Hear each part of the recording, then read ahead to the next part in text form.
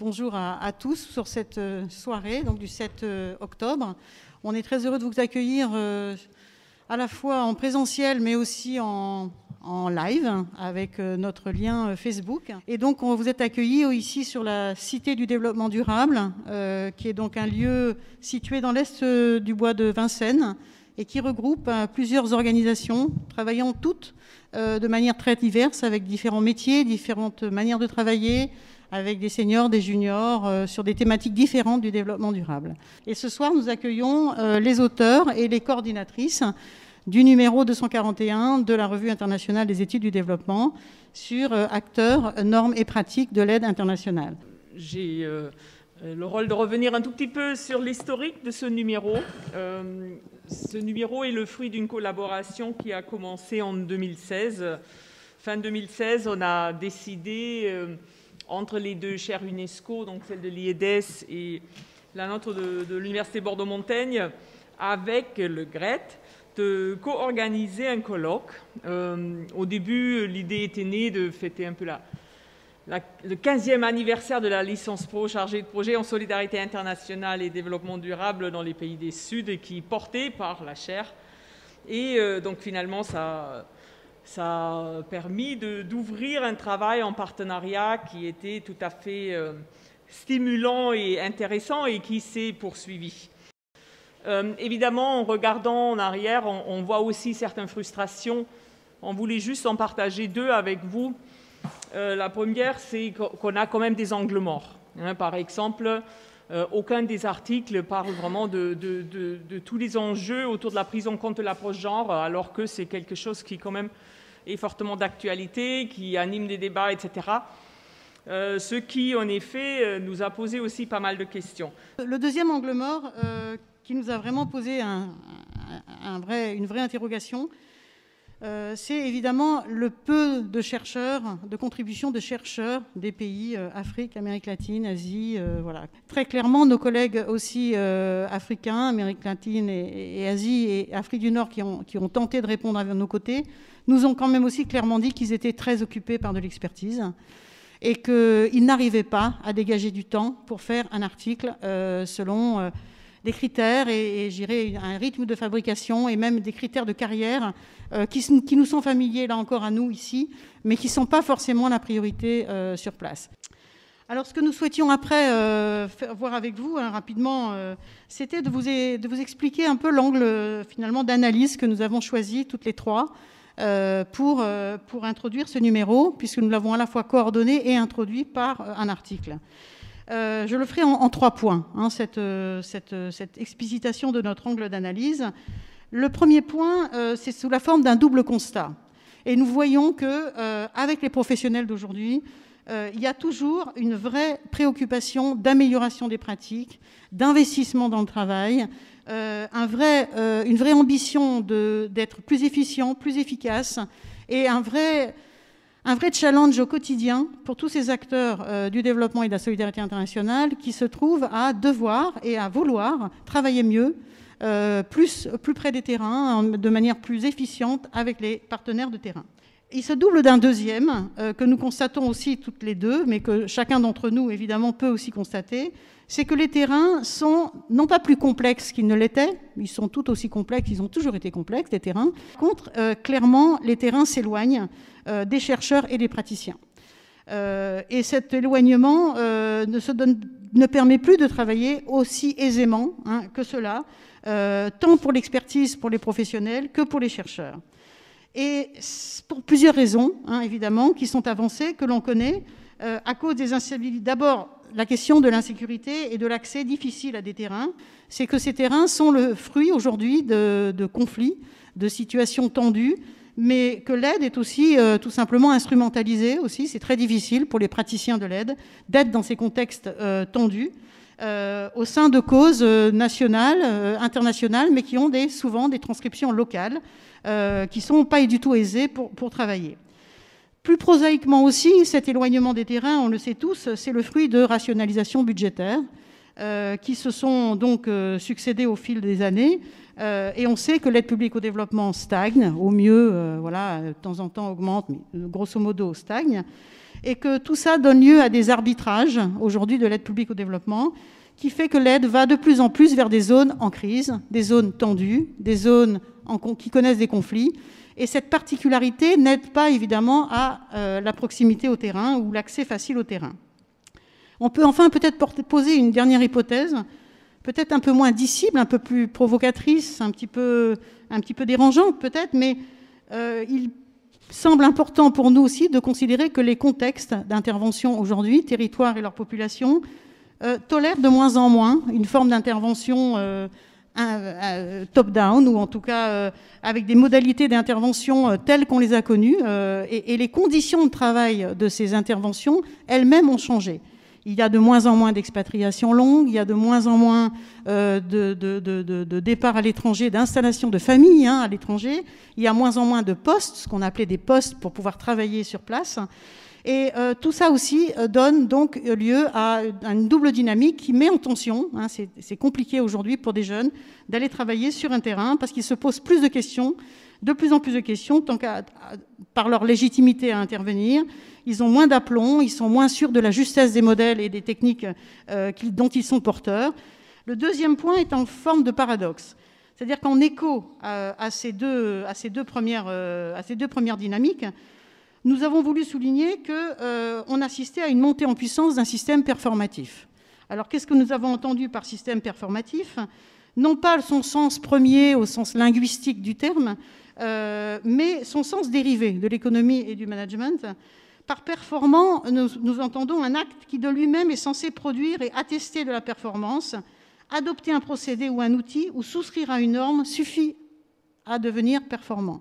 Et ce système performatif dans le domaine de l'aide, d'abord il existe partout, ce système performatif nous le connaissons partout dans la société, il se transcrit dans l'aide et la coopération internationale, nous semble-t-il par deux choses, une moindre place pour les adaptations au cas par cas et une approche contextualisée, et deuxièmement, ces réponses techniques ne nous paraissent pas, ou en tout cas nous paraissent peu pertinentes pour penser, soit en termes de recherche ou pour les opérateurs qui veulent intervenir, apprécier et accompagner, un changement social et une attention aux forces transformatrices d'un contexte sur un territoire donné.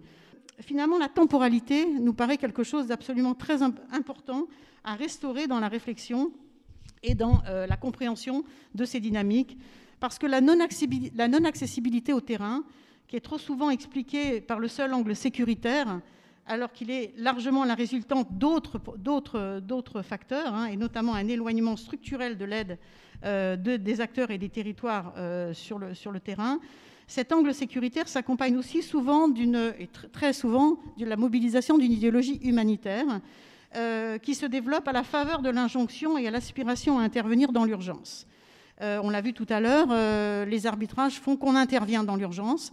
Et finalement, restaurer peut-être ce devoir et cette temporalité de long terme que certaines structures font des arbitrages et choisissent de consolider sciemment, de manière très volontaire, comme une des manières de promouvoir et d'améliorer des pratiques professionnelles, nous paraît vraiment quelque chose d'important à souligner. Et finalement, c'est peut-être cet aspect de temporalité qu'on va retrouver dans les différents articles. On a des articles qui, effectivement, renvoient à plutôt de l'aide d'urgence, avec des dispositifs qui ont été réfléchis dans l'aide d'urgence, d'autres dans le temps long. Ça nous paraît, nous, en tout cas, nous avons souhaité, Elisabeth, Larissa et moi-même, bien insister sur ce point. La mise en musique, finalement, des guerres contre-insurrectionnelles d'aujourd'hui, mais qui sont des phénomènes très anciens, ce qu'on appelle aussi des guerres asymétriques, qui voient s'opposer des troupes régulières face à des groupes insurrectionnels, qu'on appelait autrefois des guérillas, des mouvements de libération, des mouvements de lutte armée. C'est quelque chose de très ancien, mais le fait de le décliner, de le mettre en récit, en parlant de guerre contre le terrorisme, a des effets induits importants pour les humanitaires. J'en vois au moins 3, je les aligne très très brièvement. Premièrement, on sort du droit international humanitaire, qui est le droit de la guerre. C'est-à-dire que les combattants qui sont capturés, par exemple, n'ont plus le statut de prisonniers de guerre. Donc c'est un peu un paradoxe, parce qu'on parle de guerre contre le terrorisme, et en même temps, on considère que ça ne relève pas du droit de la guerre et du droit international humanitaire, parce qu'il faut le rappeler, une composante très importante de cette aide humanitaire si disputée se comporte notamment tout cet aspect juridique de protection des populations, mais aussi des combattants dans les situations de conflit armé. Deuxième chose, la mise en récit de ces guerres contre-insurrectionnelles aujourd'hui sous la forme du terrorisme interdit la négociation. On négocie avec des guérillas, on ne négocie pas, c'est en tout cas ce que dit l'Élysée, avec les groupes terroristes, même si, on le voit très bien aujourd'hui au Mali, en fait il y a toujours de la négo, notamment pour relâcher les otages, pour obtenir la libération d'otages. Mais officiellement, on ne négocie pas, et donc la mise en récit par le terrorisme va en fait conforter l'idée que la réponse militaire est la seule solution possible face à ce défi. Et troisième point qui montre là, qui a vraiment une incidence directe sur les interventions des acteurs de l'aide, c'est que du coup on va criminaliser, puisqu'on ne doit pas négocier avec ces groupes qui sont complètement exclus, qui ne sont pas reconnus comme des groupes combattants. Du coup on va criminaliser l'aide humanitaire dans ces zones, et à partir du moment où vous intervenez, alors ces groupes sont sous sanctions économiques, vous êtes considérés comme complices, qui en fait contrevient à l'article 3, en l'occurrence, de la Convention de Genève, des Conventions de Genève de 1949, cet article 3 qui fait effectivement obligation aux belligérants de laisser passer l'aide dans les zones qui sont tenues par leur ennemi. À partir du moment où vous considérez que les terroristes, c'est la barbarie incarnée, et donc ils ne méritent pas, ils doivent être sortis du droit international humanitaire, du droit de la guerre, du coup vous criminalisez en fait les intervenants, ceux qui veulent aller dans des zones tenues par les insurgés. Et ça, aujourd'hui, on en voit des effets très nets autour du lac Tchad, dans la zone ravagée par Boko Haram, mais aussi au Mali et au Burkina Faso et dans les pays touchés par l'opération Barkhane. L'idée de l'article était plutôt de revenir et de s'interroger sur l'origine de ce qui produit ces nouvelles normes auxquelles on est confronté comme acteur de terrain dans le domaine du développement. Donc derrière ce retour, il y a une interrogation sur le nouveau management public, ou le New Public Management, comme on lit dans la littérature, et derrière les nouveaux modes de gestion qui s'instaurent dans une dynamique où l'aide s'inscrit de plus en plus dans une dynamique de financiarisation, et à travers ces méthodes de gestion aussi d'une marchandisation, d'une mise en concurrence et d'une marchandisation dans laquelle elle s'inscrit de plus en plus. Et donc, deux exemples pour illustrer un peu les interrogations et leur application par rapport à ces stratégies absurdes. Le premier, c'est donc dans le livre de Maya Beauvalet, c'est intitulé « Comment encourager les tricheurs ». Donc ça choque les acteurs de l'aide au développement. Derrière, c'est la description donc, de l'utilisation et de la comparaison des performances par les systèmes de notation, le benchmarking, l'étalonnage qui sert de mécanisme de notation, voire même d'évaluation au niveau des acteurs et d'un certain nombre d'acteurs dans le développement, et qui, dans la logique théorique, amène à soutenir les plus performants. Sauf que si on essaie de comparer ou d'analyser ce qui se passe dans l'aide au développement à partir de ça, ce qu'on aperçoit, c'est que dans le domaine de l'inclusion financière dont je parle dans l'article, par exemple, eh bien, ça amène finalement des mécanismes de mimétisme au niveau des investisseurs sociaux qui se mettent tous à appuyer les mêmes institutions parce que c'est les plus performantes, les mieux notées, et dans un certain nombre de cas assez bien décrits, comme par exemple au Nicaragua à la fin des années 2000, eh bien, ça a été un des facteurs d'une crise du secteur, de la microfinance, justement marquée par le surinvestissement de l'aide internationale et des fonds qu'il a portés dans un certain nombre d'institutions qui n'ont pas pu gérer ou pas su gérer, qui ont surendetté les porteurs de projets recevant ces crédits. Autre élément qui peut marquer un peu aussi les réflexions et les discussions de ce soir, c'est une stratégie, une décision absurde qui est intitulée « Comment tuer l'engagement ». Donc par rapport à ce qu'évoquait Anne, c'est un élément assez frappant. Pour nous, dans notre pratique, ça renvoie à des méthodes de gestion sur des contrats d'opérateurs, donc sur des projets de développement, qui sont construits à partir d'incitations, hein, donc plus on atteint, on se rapproche des résultats prévus, plus on reçoit des primes, hein, et évidemment ça marche aussi sous forme de sanctions négatives, hein, en cas de non-atteinte des résultats. Là malheureusement le cas n'est pas étudié, vous allez vite comprendre pourquoi, puisque c'est une situation donc d'un terrain de l'IRAM en appui à une institution de microfinance, en l'occurrence au Mozambique, hein. Cette institution a connu des grandes difficultés dans le domaine des remboursements de crédits liés à des inondations dans la zone de Chokwe, donc dans une zone d'irrigation très, très sujette aux inondations. Suite à cette situation et à ces résultats, eh bien, les acteurs, donc les porteurs du projet, donc en l'occurrence l'IRAM, ont été sanctionnés sur l'accompagnement de cette institution, et alors que l'institution avait une situation de crise avec besoin d'accompagnement renforcé, eh bien au contraire, hein, l'opérateur s'est retrouvé démuni des moyens nécessaires pour appuyer et renforcer cette incitation.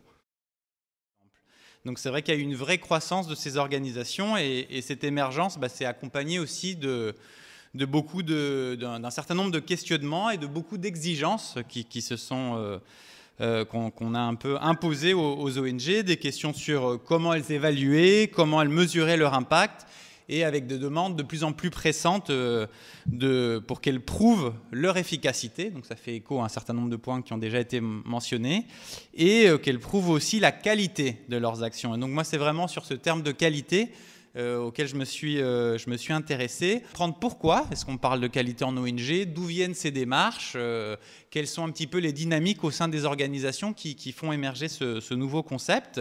Et la première étant une notion de la qualité à travers les procédures, dans une acception, on va dire, plutôt gestionnaire de ce qu'est l'aide, où vraiment l'idée, c'est d'identifier les procédures d'action des ONG, de les standardiser. Et évidemment, ça fait écho à un certain nombre de choses qui ont été dites sur le New Public Management, et c'est la notion de performativité ou de performatif dans le secteur. Une deuxième manière de voir cette notion de la qualité pour des gens au sein des ONG, c'était plutôt la notion, c'était on va dire la conception par une dimension technique, voire scientifique, et qui renvoyait en général plutôt au domaine d'intervention des ONG, même si j'ai surtout étudié des grosses ONG qui travaillent dans plusieurs domaines en même temps. Mais donc c'était vraiment l'idée que la qualité, c'était l'expertise technique, voire scientifique dans un domaine spécifique, mais avec une vision, on va dire, des outils et des savoirs plutôt experts. On était vraiment dans la notion d'expertise.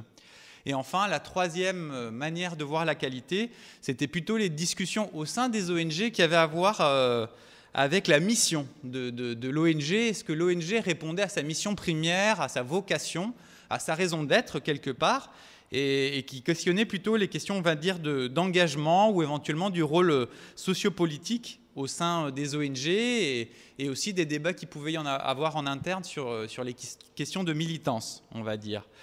On constate qu'il y a quand même des logiques dominantes, et qu'en particulier, les outils, la dimension procédurale de la qualité, par la gestion des procédures, par effectivement le New Public Management, semble s'imposer à d'autres types d'outils et de démarches au sein des ONG. Alors, je pense qu'il faut souligner le fait qu'évidemment, il y a un caractère positif à ce que les ONG travaillent sur la qualité, et ça va un peu dans le sens de cette volonté, de cette exigence de poursuivre une professionnalisation, ou en tout cas de renforcer les capacités humaines, techniques et organisationnelles des ONG.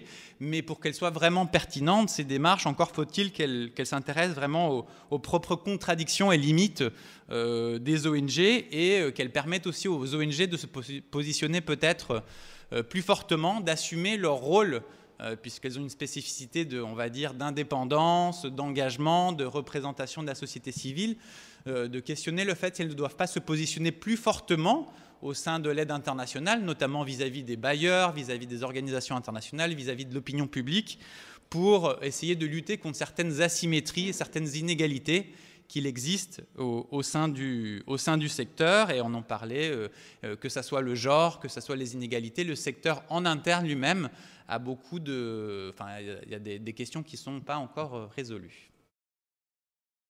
Moi, mon article, il va faire écho à deux points qu'a soulevé Anne dans son introduction, à la fois la rationalité budgétaire qui est en cours dans l'aide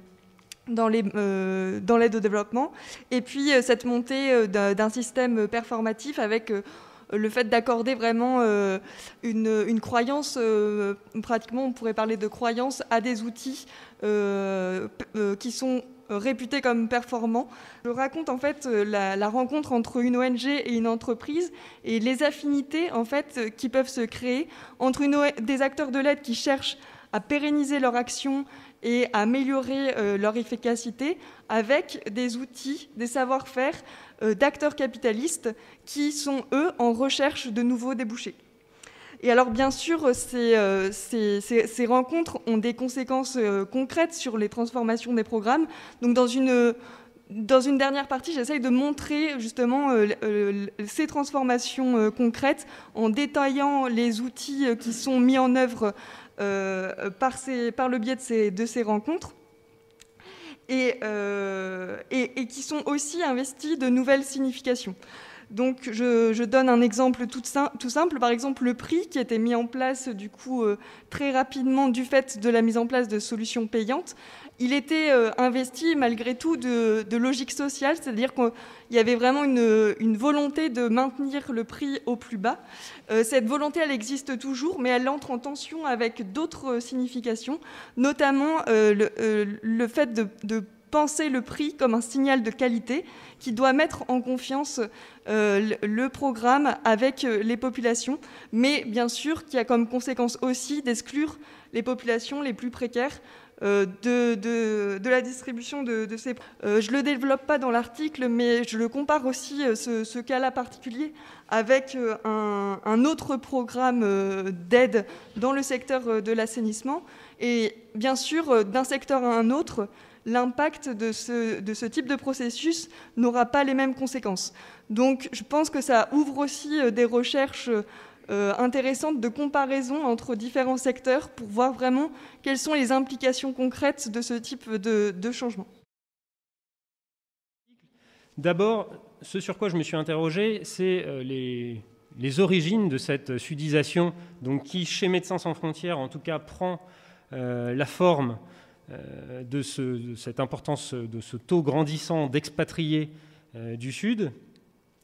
Est-ce que finalement ces expatriés du Sud se sont emparés des nouvelles responsabilités auxquelles ils ont pu accéder et se sont emparés d'une certaine manière du pouvoir qui leur a été conféré? Et est-ce que finalement le centre de gravité décisionnel s'est effectivement déplacé légèrement vers le Sud? Et ce dont je parle en particulier, c'est qu'en fait, peut-être, mais relativement tardivement, une grande partie de ces expatriés du Sud, en particulier ceux que j'ai interviewés, en fait, pendant les premières années, sont relativement timides, n'osent pas intervenir dans les débats de l'organisation, alors que c'est une organisation qui est connue pour son caractère, son amour de la critique, disons. Et en fait, ces nouveaux expatriés sont relativement timides et ont besoin d'un certain nombre d'années avant d'oser s'exprimer. Et pendant ces premières années, avant d'oser s'exprimer, en fait, ils reproduisent largement les schémas de pensée du Nord. Et pour eux, leur bonne intégration dans l'organisation doit passer par l'appropriation de ces schémas. Alors que, à l'inverse, d'autres responsables attendent de ces nouveaux expatriés du Sud qu'ils donnent leur opinion et qu'ils partagent leur point de vue sur l'organisation, leur point de vue sur la stratégie opérationnelle. Et en fait, ce n'est pas ce qui se passe. Ou si ça se passe au bout d'un certain nombre d'années. Finalement, cette sudisation n'est que de façade d'une certaine manière, puisqu'en pratique, cette sudisation ne fait que valider les modes de pensée du Nord. Voilà. Alors ça, c'est dans un premier temps. En fait, au fil des années, la proportion d'individus du Sud est de plus en plus importante. Aussi, ce sont souvent des expatriés qui sont plus fidèles à l'organisation, qui restent plus longtemps dans l'organisation. Et donc, en fait, au fil du temps, ils ont un poids de plus en plus important dans l'organisation. Il y a eu chez Médecins sans frontières Suisse un président éthiopien, il y a eu en ce moment chez Médecins sans frontières France, c'est un président libanais.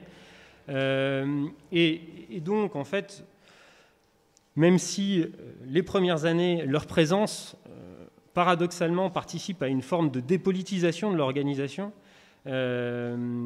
au fil du temps, il y a un équilibre qui s'opère et ces expatriés du Sud s'investissent de plus en plus dans l'organisation. Et peut-être je terminerai par ça. En ce moment même, et en particulier donc, suite à la mort de George Floyd, dont vous avez entendu parler, il y a eu des débats en interne chez Médecins sans frontières autour du racisme, de la place des Noirs dans l'organisation. Et vraiment, depuis quelques mois, le grand débat en interne, c'est celui du racisme qui serait dit structurel et qui, sans doute, n'aurait pas pu exister, n'aurait pas pu être débattu il y a quelques années. Mais aujourd'hui, justement, il a été en particulier soulevé suite aux événements, mais en interne, c'est en particulier des expatriés du Sud qui ont soulevé ce débat-là, et débat qu'ils n'auraient sans doute pas osé soulever il y a quelques années. Voilà, donc cet article a la distinction de plusieurs publications existantes sur la capitalisation, qui a posé les fondamentaux un peu théoriques de la capitalisation, ou d'autres productions qui sont plus de l'ordre d'outils pratiques, de boîtes à outils méthodologiques. Donc on a souhaité donner à voir un petit peu l'intérieur de cette approche et les questions que cela peut poser. Donc dans les années 90, on a une étape de formalisation avec les publications d'Henri de Zutter, qui va d'ailleurs publier une définition qui fait foi, qui dit que capitaliser, c'est transformer l'expérience en connaissances partageables. Et là, la plupart des ONG adoptent, dans une volonté justement d'être une organisation apprenante et d'améliorer la pratique, adoptent cette technique, ce processus. Et à partir des années 2000, notamment au travers des outils portés par les bailleurs d'instruments financiers, la capitalisation est intégrée de manière quasiment systématique. Donc là, on est dans une démarche de systématisation de la pratique au travers de ces outils. Au même titre que l'évaluation, la capitalisation rentre dans les projets et les programmes, qui participent finalement déjà à une apparition, enfin une montée d'une professionnalisation du métier chargé de capitalisation, et puis une multiplicité d'outils, de moyens assez variés, et puis différents types de capitalisation, projets, programmes, d'approches plus transversales, voire même de questionner l'organisation elle-même, soit au fil de l'eau, pendant le déroulé du projet, soit ex post à l'issue.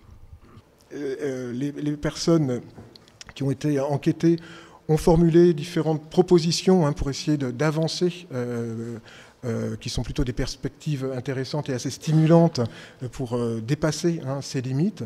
Donc je vous invite à lire l'article pour en savoir un petit peu plus sur les propositions de développement qui vont vers une intégration de la démarche de capitalisation au cœur des projets, se rapprocher de l'opérationnel, de le faire de manière plus intégrée avec l'ensemble des équipes, et puis d'investir sur une meilleure diffusion des productions.